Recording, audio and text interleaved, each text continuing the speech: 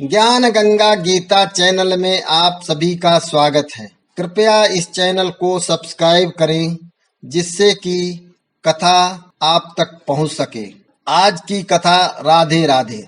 एक बार नारद जी ने द्वारकाधीश से पूछा, प्रभु क्या कारण है कि सर्वत्र संसार में राधे राधे हो रहा है?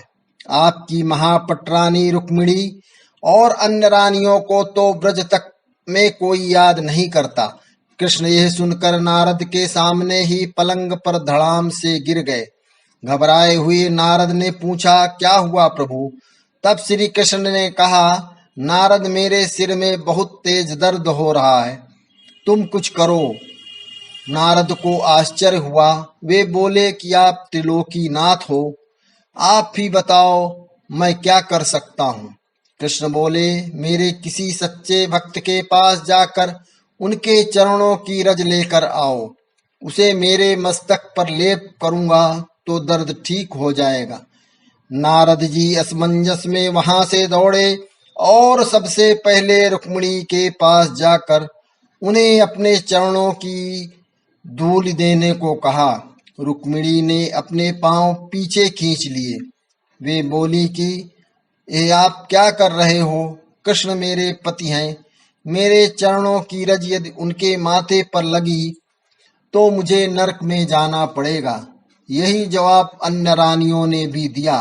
नारद निराश हो गए और तुरंत मन की गति से राधा जी के पास पहुंचकर उन्हें सारी बात बतलाई। राधा अत्यंत व्याकुल हो गई और नारद से पूछा, मेरे प्रभु को सर में दर्द हुए कितनी देर हो गई?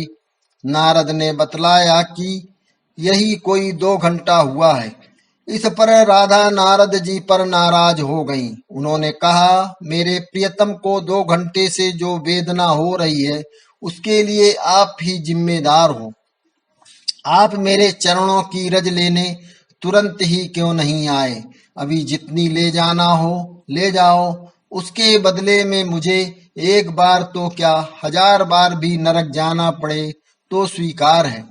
राधा की चरण रज लेकर नारद कृष्ण के पास पहुंचे। कृष्ण ने उस रज का अपने मस्तक पर लेप किया और सिर दर्द ठीक हो गया।